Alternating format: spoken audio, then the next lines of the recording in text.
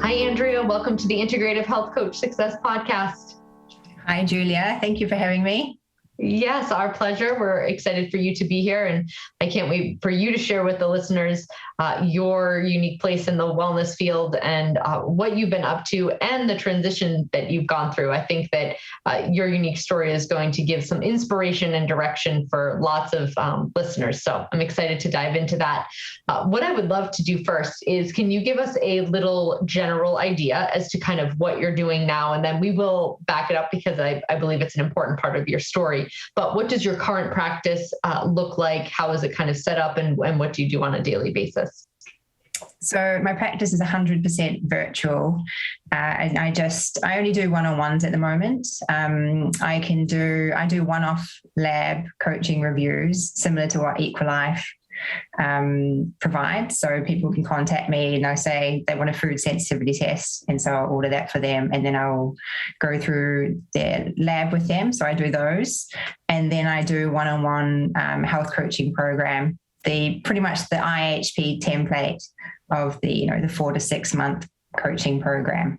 And my clients are predominantly females, age late 30s to early 50s, and people with mainly gut, hormonal, and energy related issues.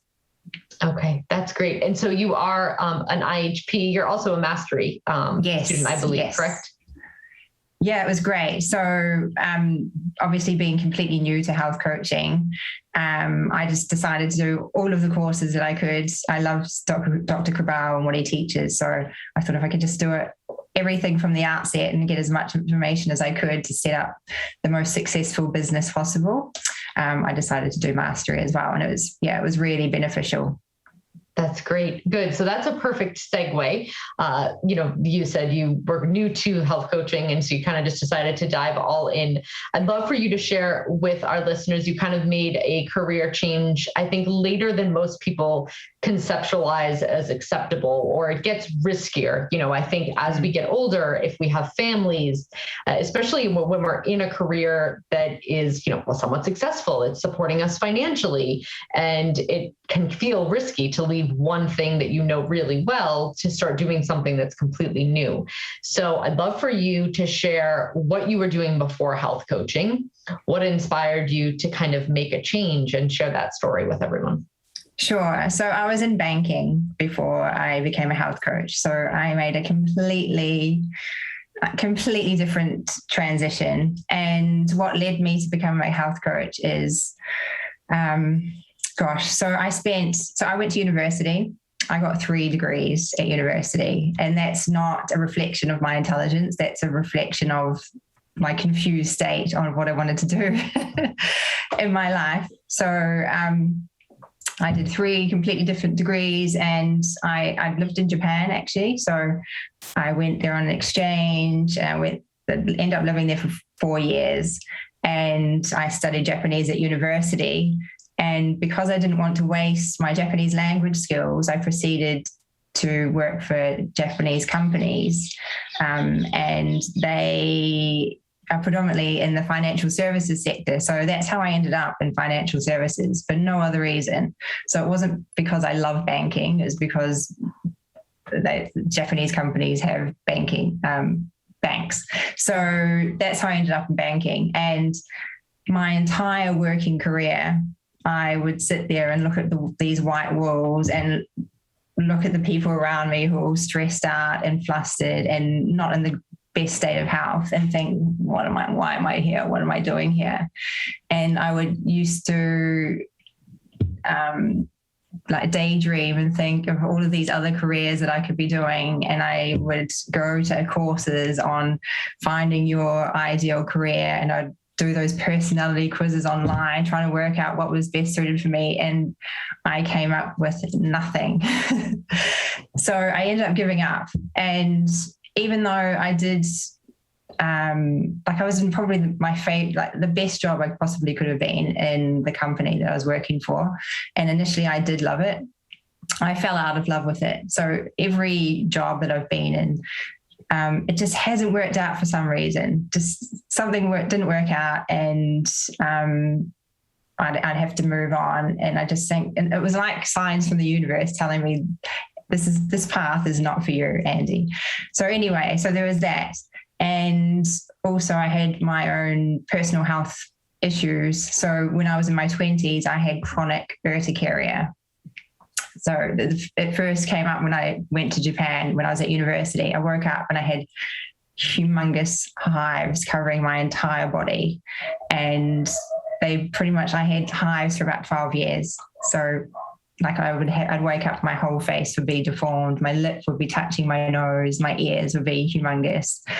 And I went to loads of different doctors. I tried lots of steroid creams and antihistamines, and nothing worked. I became immune to everything.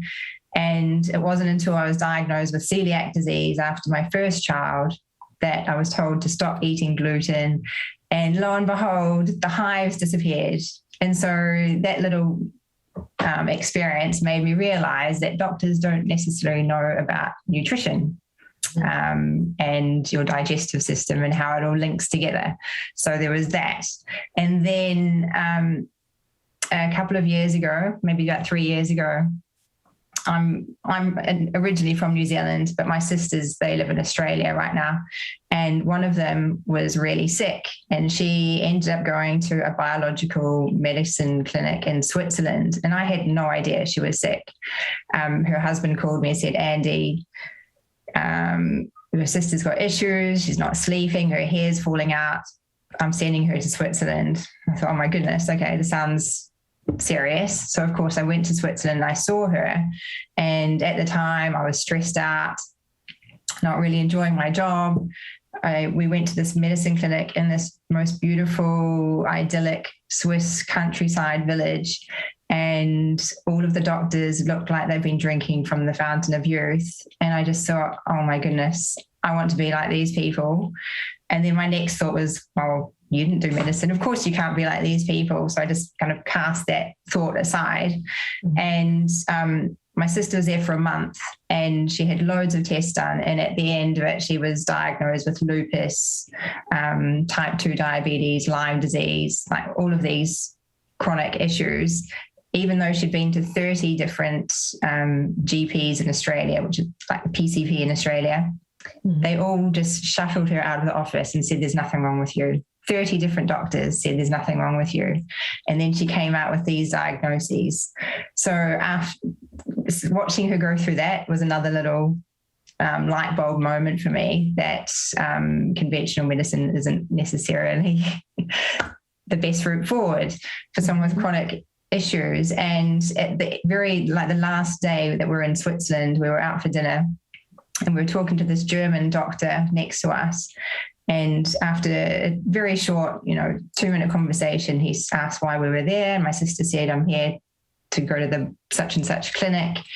And he took one look at her and said, so you spent all this money for a psychological issue. And I just couldn't believe the arrogance of that statement. He didn't know anything about her or any of her background, and he just assumed that her issues were psychological. And I said, and she was so calm as well. And I said, gosh, how did you not just let loose at this guy? And she said, this is what I've been dealing with for years, Andy. You've got no idea.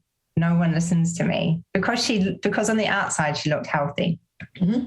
Sorry, so this is a really long story. But no, it's great. Keep going. And then a year later, after that, I asked my sister for a book to read on health. I think subconsciously I knew my health was starting to deteriorate, and I thought, well, potentially doctors aren't going to help me, so I need to, educate myself as well as I can if I end up having issues. So she recommended The Rainbow Effect. She has read every health book going, and she said, Andy, this is the best book. So I read it, and it was honestly like a light bulb going off in my head. I just thought, wow, all of these issues that I've experienced from childhood, it explained all of them. And yeah, it was life-changing. So I read the book, and about a month later, I woke up in the morning, 5:30, my alarm went off to go to work. I couldn't read the numbers on my phone. I got up to have a shower. I couldn't stand the shower. I felt nauseous. I had vertigo. And I thought, oh my goodness, what's wrong with me? I couldn't work out why. Like yesterday I was fine, and then today I wasn't. I worked out in my head that I had eaten some gluten when I was eating out by accident. But because I just read the Rainbow Effect serendipitously, I knew, like in my mind, that I had created that situation where I felt like rubbish and I couldn't even stand up straight. And I thought, oh my goodness, right, I need to do whatever it takes to feel better and not feel like this ever again. I was really scared, because I know people that have had Meniere's disease, and you know that's a common occurrence for them. And I thought I just didn't want to go down that path. So I ordered the 21-day detox and thought, right, I'm going all in on this. I completed the detox, and after 3 weeks, I felt like a completely different person. The brain fog had disappeared. I was sleeping better. I was less bloated. I had clarity of mind, and suddenly I was excited to get up in the morning, whereas before it was an absolute chore.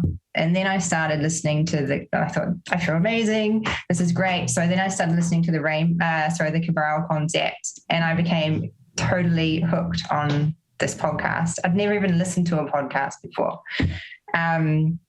And I was learning all of these amazing nuggets of information, and I could apply it to myself, to my friends, my family. And I was so excited, but I had to stop myself from going up to friends and saying, oh my gosh, you've got watery eyes. Maybe you've got a dairy sensitivity.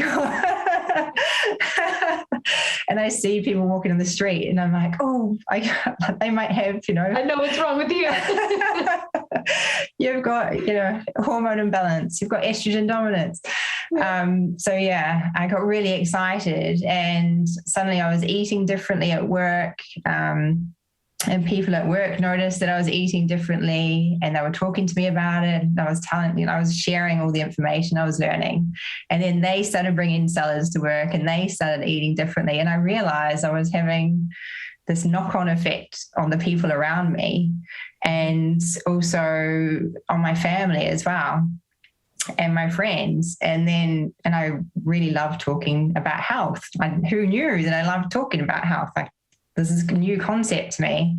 And as soon as I discovered that Dr. Cabrillo had a certification, my gut just went, you need to do this. And so I sat down with my husband, even though I was earning more in my banking career than I ever had. And I'd finally got my perfect job. Well, inverted commas, perfect. And everything on the outside, was going really well. I wasn't loving my job. And it was taking me away from my family. I had a long commute, all of those things. So I thought, hey, let's just try and do something that I actually enjoy doing and talk about something I love talking about. So I sat down with my husband. He was fully on board. He said, Andy, if you want to do this, I'm going to support you. So then I used my 3-hour daily commute to not read copious amounts of newspapers, which I had done previously. I was listening to the podcasts. I started studying for the certification. I'd come home, doing a full working day. I'd tend to my children and put them to bed. And then I was studying for a couple of hours each night. And I did this every day for months because I was so motivated. And when I was at university, I was never that motivated. It was a chore. I hated studying. It was a chore. Writing essays, I was like, oh, can I please not do this? But when it came to IHP, it was so exciting because I could apply everything to reality, and my health transformed because of it. Yeah. So sorry, that was a really long-winded answer, but that's why I ended up becoming a health coach. Okay. Yeah, no, I feel like I think it's inspiring to hear the, longer version of how you eventually became there, because, your sister got sick. There's things in that story that, you could look at as total adversity and, why is this happening to me? And if we kind of look through the lens of, our life is happening for us, we're able to see, like, had you not gone through all of those little steps, you may never be here. And so, the schooling, everything that you went through was kind of what ended up getting you here, good, bad, better for better or worse, was part of your story. And I think it's so important for us to remember that, because there might be listeners who feel stuck, who might feel like you, and it won't be that their sister gets sick and that's how they end up, learning this information. But it's amazing. She gave you the rain barrel effect, and that's what started you on this path. It's, pretty remarkable to think that, like you said, you were in a career where, lots of people, I think like, I just need to get the director position, or I just need to be in this position, and then I can kind of take my foot off the gas and I'll be making the money I want to make.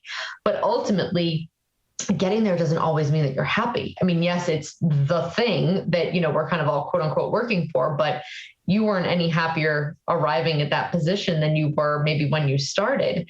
And you finally found something you were passionate about. And that's so, yeah, absolutely. So I got my ideal job, but I was commuting 3 hours a day. I couldn't drop my kids off at school. I couldn't pick them up from school. I missed out on all of the mums coffee groups. I missed out on so much because of that job. That actually didn't really excite me, and it didn't fulfill me with a sense of purpose either. Like, I liked the money, and that was about it. That's as far as I went. It's like this job that I'm doing now, it was the first job where I would actually do it for free. And it's so nice to finally feel like I'm not making sacrifices or selling myself short as well. And I'm not staring at the wall, fantasizing about being somewhere else. Yes. Yeah. Because I think we all know people who comment on the fact that they love their career, or, oh my gosh, I love what I do. And I think people in our circle, right, we can feel so fortunate in that way, but there's always people on the other end who may be looking at us and thinking, they won't necessarily become health coaches, but, we all at one point, I think, fantasized about having a career that we loved so much, we do it for free. And that's one thing that we have in common. I could never not picture myself wanting to help others to better their health. Or it's almost like you said, you walk down the street and you're like, I could help them. That's where, like, you're truly passionate about what you do, because it's just a part of who you are. Yeah, absolutely. I feel so fortunate to have made this transition. And if there's anyone out there that's questioning or just on the fence, I just say, just go for it. If your gut is telling you to do something, just listen to your instincts. Absolutely. Like, every time I've not gone with my gut, I've regretted it later on in life. Mm-hmm. Yeah. All right. So let's switch gears a little bit. I'm curious, based on the fact that, you were in a banking career, you probably didn't have a lot of like circles of people who were focused on health and wellness. And that was maybe something that was at one point foreign to you, and maybe still foreign to a lot of people that were in your close circle. Did you have kind of obstacles to overcome as far as making connections or having people know, what you were doing? What is health coaching? What do you do? Is it something that's common in the UK where you live? So absolutely not. And when I heard about the certification, I had no idea what a health coach was. I've never heard of such a thing. But I just decided to do it anyway. I didn't stop to think that maybe no one knows what a health coach is, and they don't think they need one. I just went all in. But so, when I started talking to people about it, they're like, what's a health coach? When I say to people what I do and I say I'm a health coach, I just get this blank stare back, and people either like just walk away or they ask, okay, so what's a health coach? And then I explain it's not going to the doctor, but you come to me for issues that you can't go to your doctor about. And then I explain that it's, an hour-long process. We go through all of your symptoms, and then based on those, I will recommend functional lab tests, and people don't know what those are either, so I need to explain what they mean. And yeah, it's really eye-opening for people because they've never heard of it before. And especially in the UK, where people are used to free healthcare, we have the NHS here. People are not used to paying for health. So this is an entirely new concept to them. But I have some lovely friends who were amazing guinea pigs when I first started health coaching. So I got my IHP1 and I said to a few friends, do you want to be my guinea pig? And, I had loads of volunteers, which was fantastic. But the thing that helped was they saw my transformation. Mm-hmm. If I hadn't had such amazing transformation, I don't think anyone would have put their hand up. But because they'd seen me and seen how happy I was and glowing and just looking so much healthier, they're like, oh yeah, Andy, we want to look like you. So I had a couple of amazing success stories with some of my friends, just through changing their diet alone. Mm. And that gave me the confidence to go to other people. And I've got mums groups that I talk to. I have sports teams that I play and I talk to those people. Because you can tell I'm really passionate about what I do. I have no qualms on talking to people about what I'm doing. And it triggers something in their head. And I think, oh, okay, I know someone that you could help, or actually I've got gut issues and I've had them for ages. Maybe you could help me. And quite often I have people in my circle of friends or their friends that will contact me just through conversations I've had with people. So I went on a camping trip recently with a huge bunch of people, and I've got 2 clients just from that camping trip. Yeah. And it's so amazing how when you talk about something you're passionate about, that completely, you can tell that in the conversation, right? Mm-hmm. The person who's on the other side of the conversation is able to pick up on the fact that this is something that changed your life. It's something you are passionate about. It's something that you would do no matter what, that's going to serve others to kind of get the same mm-hmm. results. And it really is, we've talked about this on so many episodes, that really is the piece that kind of hooks, right? Like you're not explaining it so perfectly to a T that the person goes, oh, that makes sense. They just can see that it's something mm-hmm. that you absolutely love doing, that you believe in. And it's kind of that energetic, pull towards them trusting you that ultimately makes them pick up the phone after the camping trip or write the email that says, yes, I want to work with you. And you're right. It's that you've shown through example that you've kind of done it all. It's worked for you. And then people are able to see that transformation kind of firsthand. Yeah. And I have to thank my husband as well. He's been an amazing advertisement. So his body has completely transformed as well. From I'm just cooking cleaner meals, and he's been doing regular detoxes. And whenever we see our friends after a few weeks, I'm like, oh, he looks amazing. He doesn't think it's anything to do with me. He thinks he's just doing lots of cycling. Yeah. Little does he know. He's aging backwards all by himself. But when it comes to my daughter's health as well, like what I've learned is just, it's invaluable. So even if I didn't end up with the clients and not even having the business, the IHP certification in itself it's been amazing just for me and my family.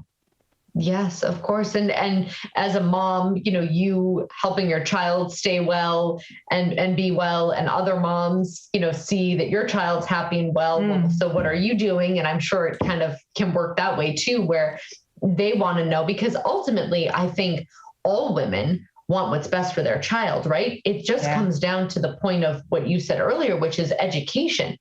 There's so many people that don't know what a health coach is. They don't know what we do. They don't know what functional medicine lab testing is. They don't quite honestly know how it can change their life. And they kind of hear, you're going to coach me on my health. Okay, well, I'm healthy. My doctor tells me I'm healthy. How am I not healthy?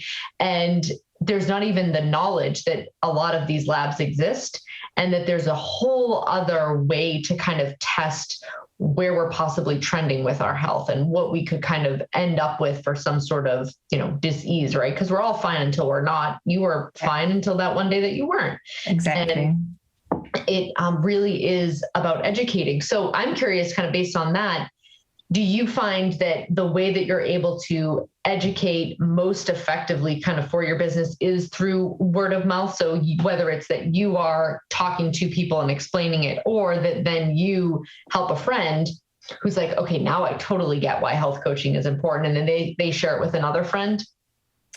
It's a bit of both.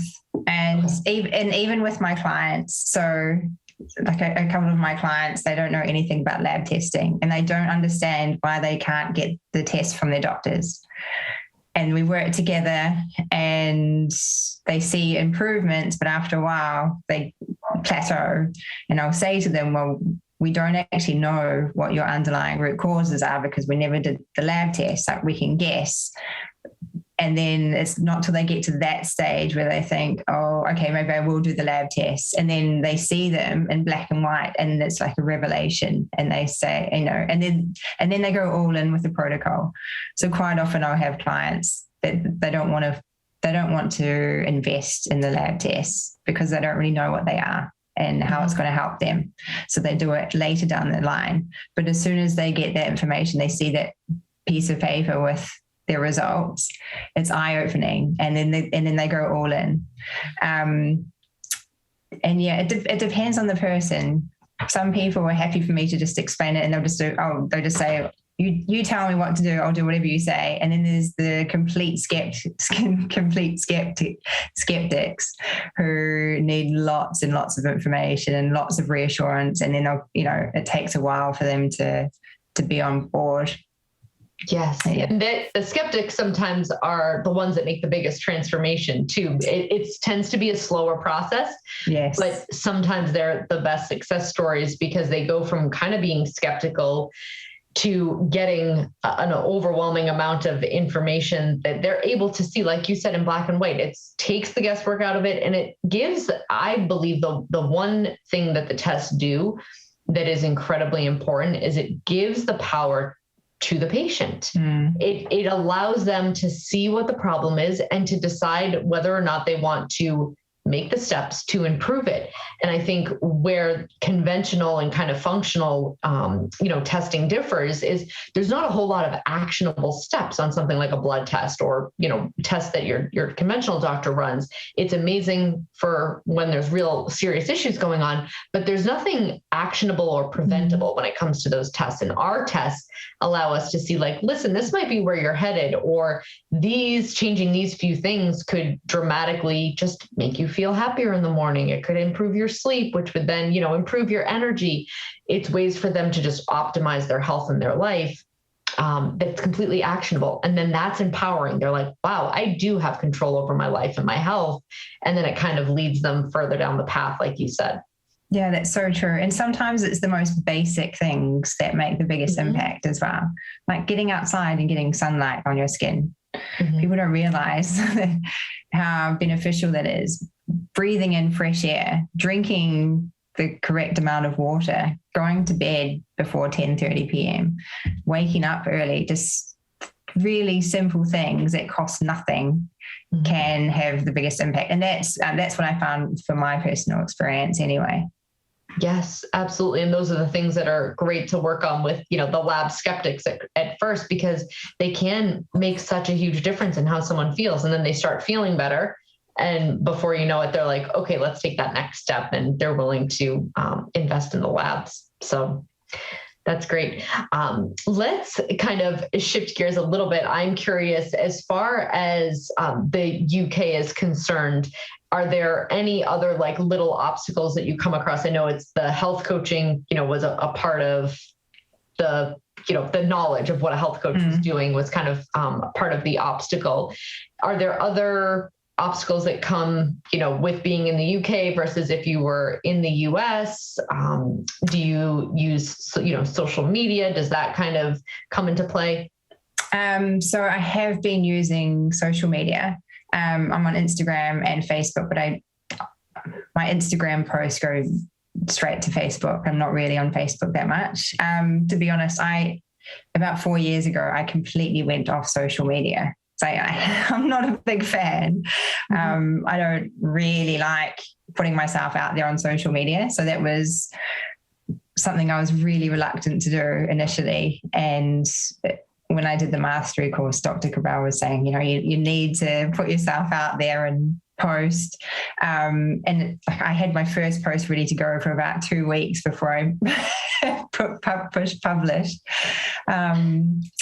It took a while to adjust to being that kind of,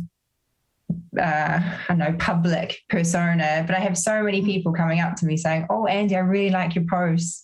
They never like my messages, but they look at them and they'll say they like them. And through that, it's showing them the kind of information that I share with my clients, and it gives an insight into what health coaching is.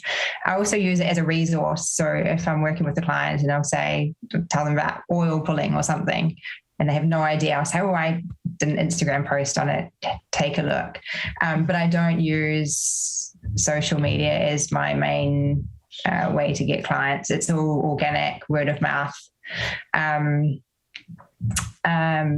a good way I have got clients is through contacts that I know in the health and wellness space. So I have a friend that's a personal trainer, and she has a group of people, and I've done talks to them on Facebook a couple of times about certain topics, and that's been a really good way to get clients. But I wouldn't say the main challenge for people in the UK is, if you are a health coach in the UK and you do the IHP course, is the supplements and sourcing, getting them over here, because it can be really expensive. But there are alternatives, and it took me a while to work out good alternatives over here for people that can't afford purchasing them from the US. But a really good thing about IHP is the community that we have. So there's such a lovely bunch of people, and everyone has the same mindset and mission to help others, and they're so generous with their knowledge. So if you ever get stuck, you can go on the Facebook group, or I'm on a Instagram group with a bunch of other IHPs as well. And we're always helping each other. And I have a contact. So I had you partner up with someone in Mastery. It's a buddy system. And my buddy is based in Sydney, and we still keep in contact regularly. And we're sharing information all the time. So if I have clients in Australia and New Zealand and I want to know about products or what's going on over there, she'll help me, and vice versa. So the IHP community is amazing. Yes. Yeah, I agree. And like you said, it's so many people that are just wanting to help not only their clients, but each other, professionally support and help, and then also support and guide clients. So, and it's not competitive. So coming from the business, the business world where everyone's competing with each other, it's so refreshing to be in an environment where, hey, I'm working for myself. I've got creative freedom, complete autonomy. It's completely liberating, and I'm getting help from people who want to see me do as well as I can, and vice versa. Like, it's just so refreshing. Yes. But I think that comes with living in that place of like abundance mindset versus, I just have to, there's only so many people that can hold the, chief financial officer at a company, and it's usually one. Yeah, so exactly. It's one of those things where there's only so many places to go when you're working for somebody else or working for a company, versus when you're working for yourself, kind of the sky's the limit. And I think everybody who's part of that process kind of knows that, and they want to see everybody else succeed and win just as much as they do themselves. Yeah, absolutely. All right. So if somebody wanted to kind of learn more about what you're doing, or your website, or your website is beautiful. I'd love for you to share with the listeners what your website is, which I think you had kind of mentioned that's what drives some of your traffic too, and how important maybe a website might be versus social media, in your opinion. So your social media account, your website, if you shared that information, that would be great. Yes. So my website is andyjohnsonwellness.com. And yeah, as you said, I think I didn't feel confident with helping people until I had the website in place. I didn't feel like I felt without it, I didn't have the professionalism or credibility that I feel that it gives me. So I think having the website was really important. And when I speak to people, and quite often they'll go to my website, have a look and see what it is I do, get some information, and then they'll come to me and they go, oh, I really liked your website, and I really resonated with it, because I have my story, a bit about my story and background on there as well. And my Instagram handle is at Andrea Johnson IHP, and you can contact me there. Great. Thank you so much for being a guest on the Integrative Health Coach Success Podcast. It was such a pleasure getting to know you. And I think all of the information you shared with the listeners is incredibly valuable. I really appreciate you being here.